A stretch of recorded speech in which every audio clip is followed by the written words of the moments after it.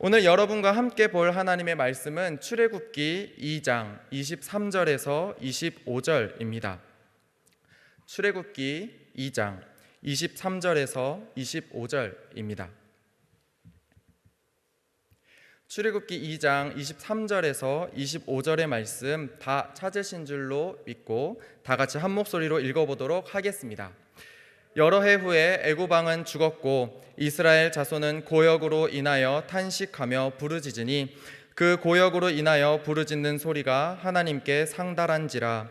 하나님이 그 고통 소리를 들으시고 아브라함과 이삭과 야곱에게 세운 그 언약을 기억하사 이스라엘 자손을 권념하셨더라. 아멘. 저는 오늘 대화의 끈을 놓지 마십시오라는 제목으로 말씀을 전하고자 합니다. 2018년 한 어린이 재단의 통계에 따르면 아이들이 부모님과 함께 지내는 시간이 하루 평균 13분이라고 합니다. 이는 24시간 중에 0.9%밖에 안 되는 매우 짧은 시간입니다. 반면에 학원이나 학교에서 보내는 시간은 약 190분이고요. 그리고 TV나 스마트폰을 보는 시간은 약 84분이라고 합니다. 어디까지나 평균적인 수치이기 때문에 가정마다 차이는 있을 수 있습니다. 그럼에도 불구하고 이 평균 13분이라는 이 짧은 시간은 우리에게 충격으로 다가옵니다. 가족과 함께 지내는 시간이 짧다는 것은 무엇을 의미합니까? 가족이 서로 얼굴을 보며 대화할 수 있는 시간이 적다는 것을 의미합니다. 가족이 서로 둘러앉아 친밀하게 대화를 나누며 그 속에서 하나님의 사랑으로 위로하고 또 격려를 나눌 수 있는 시간이 적다는 것을 의미합니다. 학교나 학원 또 TV나 스마트폰의 시간을 빼앗겨서 인생에서 정말 중요한 가족 간의 유대와 그리고 하나님의 복음에서 멀어진다는 것은 우리에게 다음 세대를 향한 위기의식을 느끼게 합니다. 자녀들이 아무리 성적을 잘 받아와도 부모님과의 사이가 멀어지면 그것이 무슨 의미가 있겠습니까? 공부와 스트레스를 핑계로 하나님의 구원에서 멀어진다면 그것은 하나님께 또 부모님께 기쁜 모습은 아닐 것입니다. 여러분은 하루에 자녀와 얼마나 대화하고 계십니까? 아이들과의 친밀한 관계를 유지해야 한다는 것, 또 그 대화를 통해서 하나님의 사랑을 전해야 한다는 것 우리는 잘 알고 있습니다. 그러나 생각만큼 그것이 쉽지가 않습니다. 우리는 먼저 시간이 없습니다. 부모님들이 하루 종일 일에 치여서 정신없이 살아오시는 것만큼이나 우리 아이들 역시 공부에 치여서 하루 종일 그렇게 시간을 보내고 집에 들어갑니다. 제가 고등부 아이들과 대화해보면요, 정말 놀라운 사실을 하나 듣게 되었습니다. 제가 분명 고3 때는 6시에 일어나면 평균이고 5시 반에 일어나면 좀 일찍 일어났다 이런 생각을 했는데 어떤 아이는 고3도 아닌데 새벽 4시 반에 일어난다고 해요. 4시 반에 일어난대요. 그리고 공부를 한대요. 그리고 또 어떤 아이는 4일 동안 7시간을 잤다고 합니다. 하루에 2시간밖에 안 되는 2시간보다 더 적은 시간 잠을 자고 그렇게 공부를 하는 것, 이것이 우리 자녀들이 부모님과 제대로 된 대화 한번 못할 정도로 바쁘게 살고 있는 것은 아닌지 우리는 한번 돌아봐야겠습니다. 그리고 시간이 없는 것보다 더 중요한 것이 있습니다. 바로 부모님과의 친밀한 관계가 형성이 안 돼 있다는 것입니다. 이것은 어쩌면 대화할 시간이 없는 것보다 더 크고 심각한 문제입니다.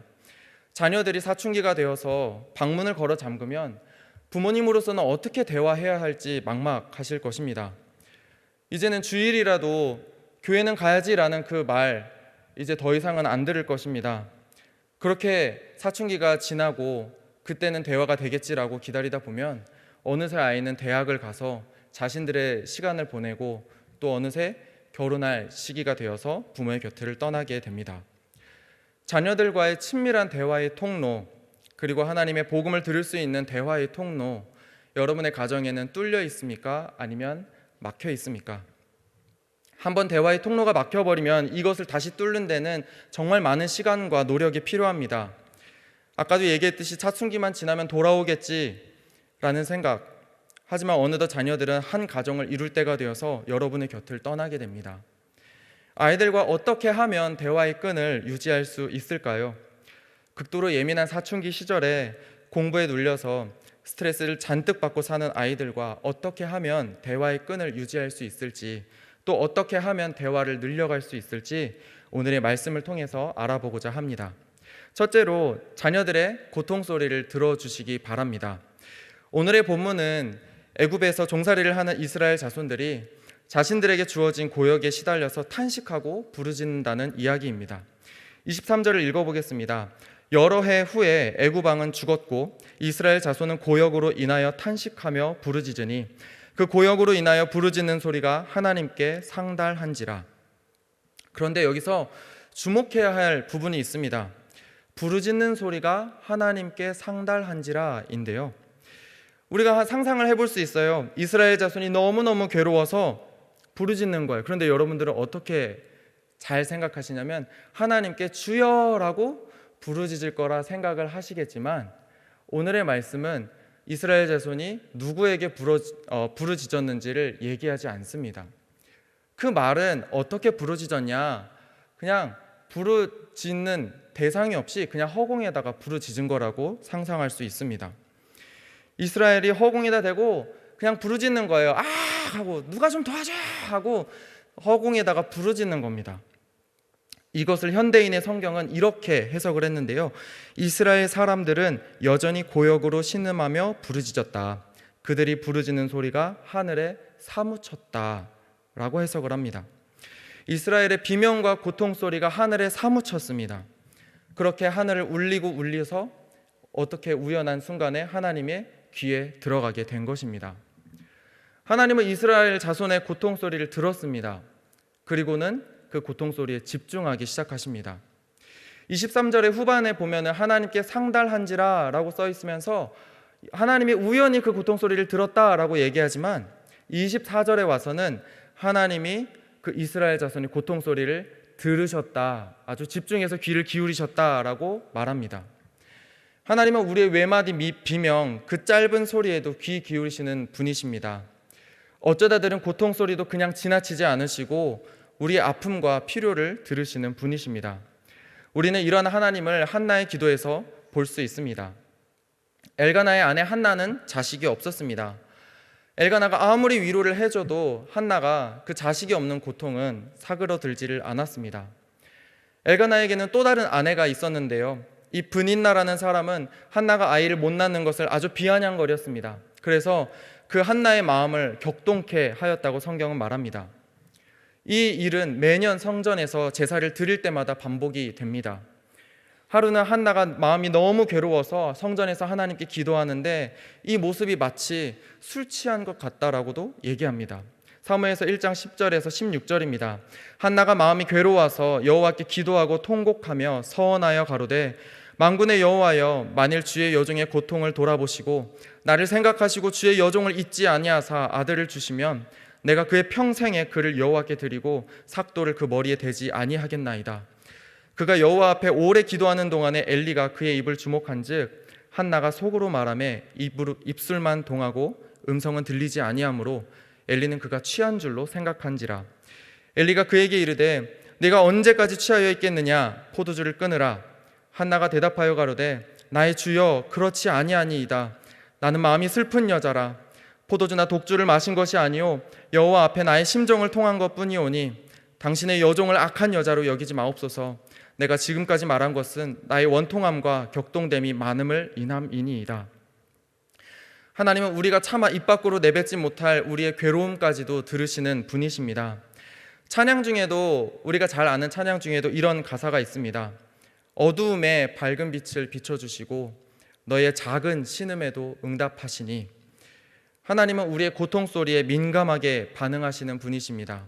그리고 또 우리의 기도를 들으시는 분이십니다. 하나님께서 우리의 고통 소리를 들으시는 것처럼 우리도 자녀의 고통 소리를 들어야 합니다. 의도하든 의도하지 않았든 그들의 한숨과 고통 소리가 들렸다면 우리는 그들의 고통 소리에 집중해야 합니다. 그들이 내는 고통 소리를 들어보신 적이 있으십니까? 우리는 순해서 그런 소리 막 안 지르는데요 라고 하실 수도 있어요. 아니면 하도 밖에 돌아다녀서 목소리조차 들을 수가 없어요 라고 얘기하실 수도 있어요. 하지만 아이들은 소리뿐만 아니라 다양한 방법으로 자신들만의 고통 소리를 냅니다. 예를 들어서 부모님께서 말하시는 종종 한숨을 푹푹 내쉰다거나 아니면 밥 차려놨어, 밥 먹어 라고 얘기해도 잘 거야 하면서 이불을 뒤집어 쓰고 잔다든가, 그리고 언제 집에 들어올 거냐라는 카톡을 보내도 읽기만 하고 반응을 안 보냅니다. 이러한 반응으로 아이들은 여러 방법으로 부모님께 고통소리를 내곤 합니다. 부모님들께서는 이러한 아이들의 고통소리를 들어주셔야 합니다. 경청하시고 또 공감해 주실 때 아이들은 조금씩 입을 열 것입니다. 경청은 어떻게 하는 건가요? 그렇구나, 그랬구나, 그런 일이 있었구나. 한번 따라해 보시겠어요? 그렇구나, 그랬구나, 그런 일이 있었구나. 네. 공감은 어떻게 하는 걸까요? 이렇게 하는 거죠. 진짜 재밌었겠다. 진짜? 아유, 속상했겠다. 진짜? 아우, 짜증났겠다. 또 힘들었겠다. 그랬구나. 아팠겠다. 이렇게 공감해 주는 겁니다. 때로는 걱정과 노파심에 잔소리와 조언이 막 욱하고 나올 수도 있어요. 하지만 여러분들 기억하셔야 될 건 지금 필요한 건 들어주시는 부모님이라는 겁니다. 잔소리와 조언이 마음속에서 막 올라오려고 해도 꾹꾹 참고 들어주시기를 바랍니다. 이렇게 생각하면 간단합니다. 여러분께서 하나님께 마음껏 기도할 수 있는 건 여러분이 하고 싶은 기도를 하나님께서 다 들어주고 있는 것이잖아요. 여러분이 주여 나 정말 너무 괴로워요, 나 이 얘기 좀 들어주세요 라고 얘기했는데 하나님께서 여러분의 기도를 딱 막으시면서 거 봐, 내가 그렇게 하지 말라고 했잖아, 너 말씀 읽는데 내가 그렇게 얘기했잖아, 그래서 예배 드리는데 내가 그렇게 말했잖아, 이렇게 했는데 너 정말 얘기 안 듣는다, 내 말 안 들을 거야, 너 귀뚱으로도 안 듣는다, 너 그러면 내가 아주 속상해, 이렇게 얘기하면 여러분들 기도하실 맛이 나시나요? 아마 그냥 딱 듣고 안 들린다 이렇게 하실 수도 있어요. 네, 나의 기도를 들어주신다는 확신이 있기 때문에 우리가 하나님께 기도할 수 있는 것처럼 자녀들도 부모님들께서 내 하소연을 들어줄 수 있다는 확신이 생길 때 부모님께 고민을 털어놓게 됩니다. 자녀와 소통하고 싶고 또 자녀가 내 마음을 알아줬으면 하는 그 마음만큼 자녀들의 마음을 알아주시고 또 들어주시기를 바랍니다. 경청과 공감으로 아이들의 고통소리를 들어주시고 또 아이와 함께 그 문제를 위해서 기도하는 여러분 되시기를 바랍니다. 자녀들은 그 부모의 행동으로 복음을 보게 될 것입니다. 하나님께 부르짖는 그 부모님의 모습으로 자신의 고통소리에 공감하고 경청하는 그 모습을 통해서 자녀들은 깊은 유대감과 친밀감을 느낄 겁니다. 여러분의 경청과 공감을 통해서 다음 세대가 그들의 고통소리에 민감하게 반응하시는 그 하나님을 알기를 원합니다. 그리고 그들의 아픔과 걱정을 모두 하나님께 맡기기를 원합니다. 그리고 자녀들이 하나님께 자신의 모든 걱정과 괴로움을 맡기고 자유함으로 이 세상을 살아가기를 원합니다. 그 시작은 부모님의 경청과 공감임을 잊지 마시기 바랍니다. 아멘. 둘째로 자녀를 향한 사랑을 기억하시기 바랍니다. 24절에 오시면 하나님이 그 고통소리를 들으시고 아브라함과 이삭과 야곱에게 세운 그 언약을 기억하셨다라고 쓰여 있습니다. 전지전능하신 하나님께서 이스라엘 자손에게 품으신 언약을 아주 깜빡하고 잊으셨다가 이스라엘 자손들이 부르짖을 때야 비로소 내가 깜빡 잊고 있어서 미안 하면서 언약을 기억하신 걸까요? 아닙니다. 하나님은 단 한 번도 이스라엘 자손과 맺은 언약을 잊으신 적이 없으십니다. 그렇다면 하나님께서는 왜 이스라엘 자손에게 품으신 언약을 떠올리신 걸까요? 하나님은 이스라엘 자손을 향한 자신의 사랑을 다시 한번 확인하고 그들을 향한 뜨거운 마음으로 그들을 애굽에서 인도해내시기 위해서 언약을 기억하신 것입니다. 그럼 여기에서 말하는 그 하나님께서 아브라함과 이삭과 야곱에게 세우신 언약은 무엇일까요? 하나님께서 이 약속하신 것을 네 가지로 정리할 수 있는데 첫째는 복을 주시겠다는 것, 그리고 둘째는 땅을 주시겠다는 것, 그리고 셋째는 민족을 만드시겠다는 것, 그리고 네 번째는 천하 만민이 내 자손으로 인해서 복을 얻게 된다는 것. 이 네 가지로 추려볼 수 있습니다. 하나님께서는 이 네 가지 약속을 아브라함에게 먼저 하셨습니다. 창세기 12장 1절에서 3절입니다. 여호와께서 아브라함에게 이르시되 너는 너의 본토 친척 아비집을 떠나 내가 내게 지시할 땅으로 가라. 내가 너로 큰 민족을 이루고 내게 복을 주어 네 이름을 창대케 하리니 너는 복의 근원이 될지라. 너를 축복하는 자에게는 내가 복을 내리고 너를 저주하는 자에게는 내가 저주하리니 땅의 모든 족속이 너를 인하여 복을 얻을 것이니라 하신지라. 아멘. 하나님은 아브라함에게 하신 이 복과 땅과 민족 그리고 천하 만민이 내 자손으로 인해 복을 얻을 것이라는 약속을 그의 아들 이삭 또 그의 아들 야곱에게 동일하게 하셨습니다. 그리고 그 하나님은 한 세대를 거치고 또 한 세대를 거쳐서 약 400년이나 되는 긴 시간이 흐른 뒤에도 여전히 동일하게 이스라엘 자손에게 말씀하십니다. 출애굽기 3장 6절에서 10절입니다. 또 이르시되 나는 내 조상의 하나님이니 아브라함의 하나님, 이삭의 하나님, 야곱의 하나님이니라. 모세가 하나님 배웠기를 두려워하여 얼굴을 가리우매 여호와께서 가라사대 내가 애굽에 있는 내 백성의 고통을 정령히 보고 그들이 그 간역자로 인하여 부르짖음을 듣고 그 우고를 알고 내가 내려와서 그들을 애굽인의 손에서 건져내고 그들을 그 땅에서 인도하여 아름답고 광대한 땅, 젖과 꿀이 흐르는 땅, 곧 가나안 족속, 헷 족속, 아모리 족속, 브리스 족속, 히위 족속, 여부스 족속의 지방에 이르려 하노라. 이제 이스라엘 자손의 부르짖음이 내게 달하고 애굽 사람이 그들을 괴롭게 하는 학대도 내가 보았으니 이제 내가 너를 바로에게 보내어 너로 내 백성 이스라엘 자손을 애굽에서 인도하여 내게 하리라. 아멘. 하나님은 절대로 약속을 잊으신 적이 없으십니다. 그리고 그 약속을 하나씩 신실하게 이루어 가십니다. 첫째로 하나님은 아브라함과 이삭과 야곱의 자손을 하나의 큰 민족이 되게 하셨습니다.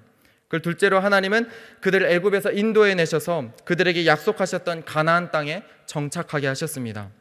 그리고 하나님은 그들에게 하나님을 왕으로 섬기며 하나님의 다스림을 받는 복을 누리게 하셨습니다.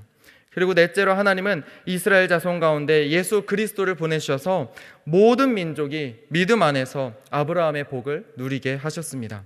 그 결과 이방인인 우리도 믿음 안에서 아브라함에게 약속하신 복을 누릴 수가 있게 되었습니다. 갈라디아서 3장 13절에서 14절은 이를 잘 설명해 줍니다. 그리스도께서 우리를 위하여 저주를 받은 바 되사 율법의 저주에서 우리를 속량하셨으니 기록된 바 나무에 달린 자마다 저주 아래 있는 자라 하였음이라. 이는 그리스도 예수 안에서 아브라함의 복이 이방인에게 미치게 하고 또 우리로 하여금 믿음으로 말미암아 성령의 약속을 받게 하려 함이니라. 아멘. 하나님은 시간이 지나도 변함이 없으신 신실하신 하나님이십니다. 하나님은 우리를 향한 약속을 잊으신 적이 없습니다. 그리고 우리를 사랑하지 않으신 적이 단 한 번도 없으십니다. 하나님께서는 우리를 사랑하시는 뜨거운 열정으로 하나님께서 세우신 약속을 하나씩 이루어 가십니다. 오늘 하나님은 고통하며 신음하시는 이스라엘 자손의 부르짖음을 들으셨습니다. 그리고 그들에게 하신 언약을 기억하셨습니다. 그리고 그들을 향한 뜨거운 사랑을 다시금 확인하시고 그 뜨거운 사랑으로 이스라엘 자손을 애굽에서 인도해 내셨습니다. 오늘 우리도 자녀를 향한 그 하나님의 사랑과 또 자녀를 향한 부모로서의 사랑을 다시금 확인해야 합니다. 성경 곳곳에 있는 우리를 향한 하나님의 사랑 그리고 그분의 약속을 자녀들에게 알려주심으로 하나님의 사랑을 알려주시기 바랍니다. 그렇다면 자녀를 향한 부모의 사랑은 어떻게 확인할 수 있을까요? 오늘 하나님께서 아브라함과 이삭과 야곱의 언약을 떠올리셨듯이 자녀들의 어린 시절을 떠올려 보시기 바랍니다.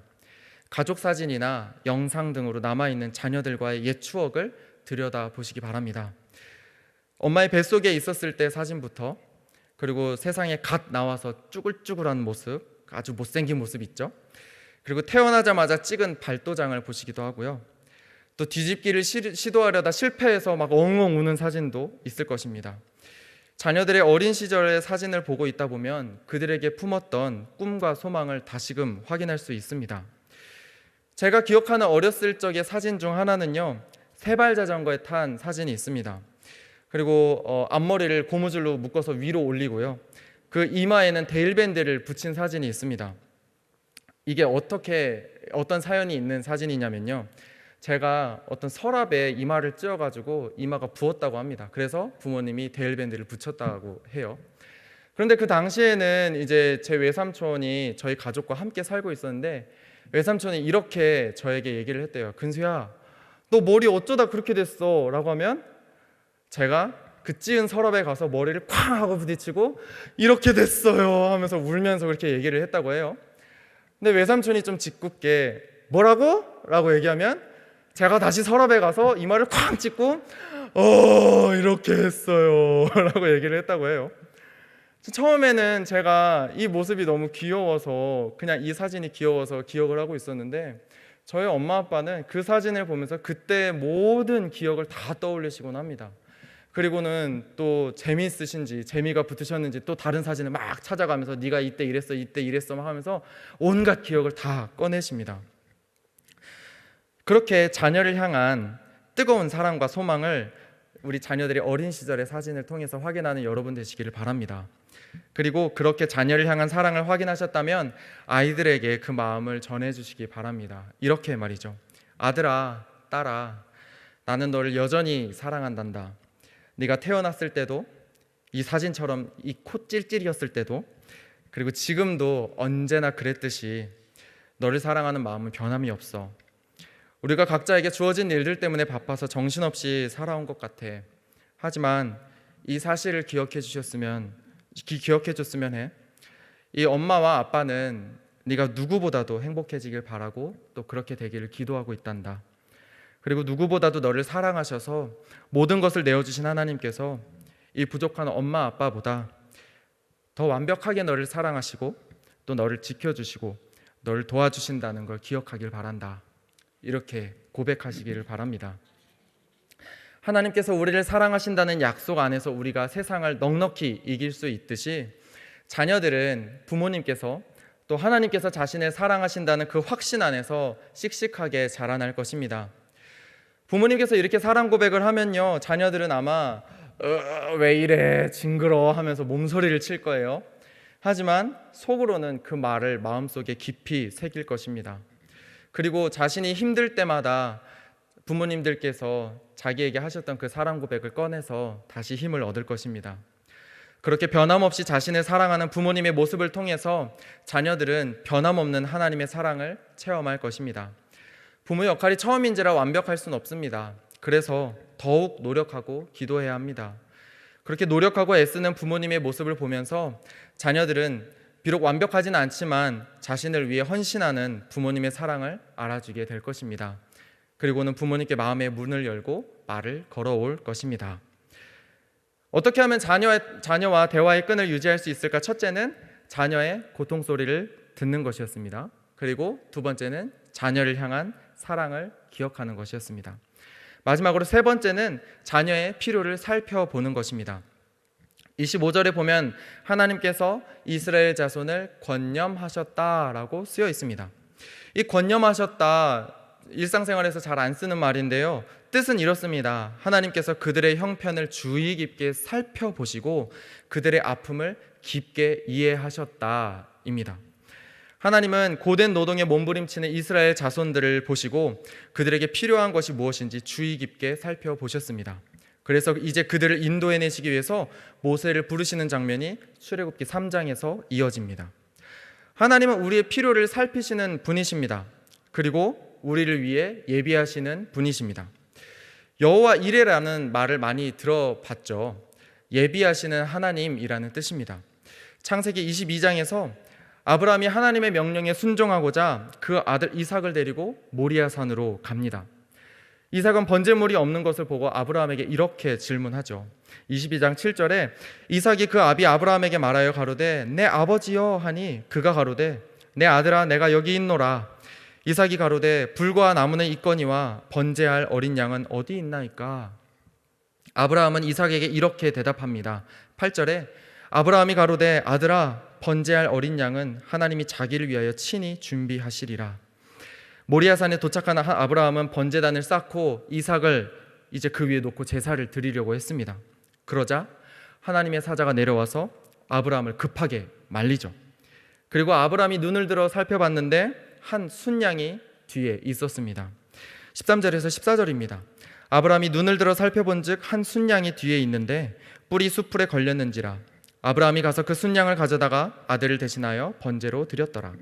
아브라함이 그 땅 이름을 여호와 이레라 하였으므로 오늘까지 사람들이 이르기를 여호와의 산에서 준비되리라 하더라. 아멘. 하나님은 아브라함에게 필요한 번제물을 예비해 놓으셨습니다. 여기서 나온 여호와 이레, 즉 예비하시는 하나님이라는 말에 쓰인 이 예비하다라는 말이 오늘 본문 25절에 나온 이 권념하다라는 말과 같습니다.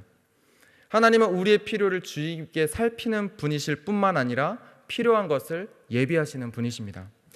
하나님은 우리의 필요를 보시고 그냥 가만히 계시는 분이 아니십니다. 너 그게 필요하구나.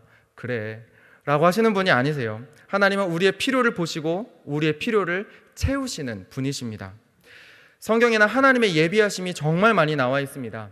대표적인 것만 추려보면 이스라엘 자손들이 광야를 지날 때 하나님은 만나와 메추라기 그리고 물을 예비하셨죠. 그리고 하나님께서는 이스라엘이 장막 칠 곳을 먼저 돌아다니시면서 낮에는 구름 기둥으로 그리고 밤에는 불 기둥으로 그들을 인도하셨습니다. 그리고 정말 중요한 죄에 빠져 헤매는 우리에게 하나님은 예수님을 보내주셔서 예수님을 믿고 영생하게 하셨습니다. 잘 아는 말씀이시죠. 요한복음 3장 16절입니다. 하나님이 세상을 이처럼 사랑하사 독생자를 주셨으니 이는 저를 믿는 자마다 멸망치 않고 영생을 얻게 하려 하심이니라. 아멘. 그리고 하나님은 우리가 주님과 함께 살 저 천국도 예비하고 계십니다. 요한복음 14장 2절에서 3절입니다. 내 아버지 집에 거할 곳이 많도다. 그렇지 않으면 너희에게 일렀으리라. 내가 너희를 위하여 처소를 예비하러 가노니 가서 너희를 위하여 처소를 예비하면 내가 다시 와서 너희를 내게로 영접하여 나 있는 곳에 너희도 있게 하리라. 아멘. 우리의 다음 세대들도 우리와 함께 저 하늘에 예비된 처소에 같이 들어가기를 소망합니다. 이렇게 우리를 살피시고 우리의 필요를 채우시는 하나님을 닮아서 여러분들도 자녀들의 필요를 살피시고 또 채워주시기 바랍니다. 자녀들의 필요를 살피기만 해서는 안 된다고 했습니다. 자녀를 살핀다는 건 곧 그들의 필요를 채운다는 것입니다. 아이들이 혹시나 공부하면서 필요한 것은 없는지 또 그들의 삶과 신앙에 필요한 부분을 또 채워주시고 격려해 주시기 바랍니다. 쉼없이 공부하느라 지친 자녀들에게는 충분한 휴식을 주시고 또 남들 잘 때까지 밤새워 공부하는 친구들에게는 응원과 격려의 손편지를 써주시기 바랍니다. 새벽같이 집을 나가는 아이들에게 매일 아침 정성 어린 카톡을 보내주시고 또 그들 곁에 든든한 지원군이 있음을 알려주시기 바랍니다. 말동무가 필요하다면 말동무가 되어주시고 또 기도 제목을 요청할 때면 같이 기도하면서 믿음을 격려해 주시기 바랍니다. 위로가 되는 하나님의 말씀을 보내주시면서 자녀들의 꿈을 응원하고 있다는 사실을 알려주시기 바랍니다. 자신의 고민에 한마음으로 공감하며 기도하는 부모님을 자녀들은 밀어내지 않습니다. 자녀들이 보이지 않는 곳에서 애쓰고 노력하고 있다는 것을 알아주고 또 인정해주고 그들의 형편을 살펴줄 때 자녀들은 부모님께서 자신을 알아주신다는 사실에 기뻐할 것입니다. 그리고는 부모님께서 자신을 살펴주셨듯이 이제는 부모님을 살펴드릴 것입니다. 대단하진 않아요. 툴툴대면서 들릴 듯 말 듯한 목소리로 고마워 라고 이야기하기도 하고요. 또 삭막했던 카톡 답장 끝에 하트를 붙이기도 할 것입니다. 그렇게 서로가 서로를 살피며 채워주는 돈독한 관계가 형성될 때 대화의 끈은 점점 튼튼해질 것입니다. 이제 말씀을 마무리하려고 합니다. 자녀와 대화의 끈을 유지하는 방법 첫 번째는 자녀의 고통 소리를 듣는 것입니다. 우리의 기도를 들으시는 하나님처럼 자녀들의 고통 소리를 경청하시고 또 아이들의 아픔에 공감해 주시는 부모님 되시기를 바랍니다. 그리고 둘째로 자녀를 향한 사랑을 기억하는 것입니다. 내가 자녀를 얼마나 사랑하는지를 다시 한번 확인하고 또 하나님께서 우리를 사랑하시듯 자녀들에게 사랑한다 말해주시고 자녀들을 품는 부모님 되시기를 바랍니다. 셋째로는 자녀의 필요를 살펴보는 것입니다. 자녀들의 필요를 살피시고 그들에게 관심을 가져주실 때 자녀와의 대화는 조금씩 더 풍성해질 것입니다. 자녀와의 대화 시간을 늘리는 비결은 바로 자녀와의 친밀한 관계를 형성하는 것입니다. 자녀들의 눈높이에 맞춰서 그들을 살피시고 그들과 대화하시기 바랍니다. 하나님 안에서 함께 기도하고 또 서로 교제하시기 바랍니다. 격동의 사춘기를 지나고 있는 아이들 그리고 공부와 진로로 스트레스를 잔뜩 받고 살아가는 우리 아이들을 상대하기 어렵다고 멀리하지 마시고 오히려 그들의 든든한 지원군이 되어주시기 바랍니다. 하나님께서 주신 귀한 선물인 가정 안에서 화목하고 또 하모니하며 행복을 누리고 신앙을 전수하며 전수받는 귀한 가정 되시기를 바랍니다. 아멘. 기도하겠습니다. 하나님 아버지 감사합니다. 하나님 오늘의 말씀을 통해서 우리 자녀들과 어떻게 대화의 끈을 이어나갈지 아버지 생각하고 또한 실천하고자 합니다. 하나님, 격동의 사춘기를 지나고 있는 우리 아이들, 아버지, 우리로서도 감당하기 힘듭니다. 그럼에도 불구하고 이 시간 우리가 아버지 대화하지 않으면 더 이상 대화할 시간이 없습니다. 우리가 자녀들에게 먼저 다가가고 그들의 소리를 들어주고 그들의 필요를 채워줄 수 있도록 주님 도와주시옵소서. 하나님, 이 일을 우리의 힘으로 할 수 없습니다. 성령님 도와주셔서 우리에게 지혜와 능력을 허락하여 주시고, 하나님 말씀으로 또한 주님의 은혜 가운데 아버지 주님 안에서 대화함으로 하나님 우리가 주님 자녀와 대화할 수 있도록 주님 도와주시옵소서. 하나님, 다음 세대를 위한 이 세일의 기도회 동안 우리 아이들을 위해 기도하기를 원합니다. 그들이 온전히 하나님께 아버지 붙들림 받은 삶을 살기 원합니다. 그들이 하나님을 알고 하나님께 의지하는 삶을 살기를 원합니다. 자신들의 그 욕심이 아닌 하나님의 꿈을 품고 살아가기를 원합니다. 주님, 그들과 함께하여 주시고 아버지 우리를 통하여 하나님을 알게 하여 주시옵소서. 모든 것 주님께 감사드리며 예수님의 이름으로 기도드립니다. 아멘. 이 시간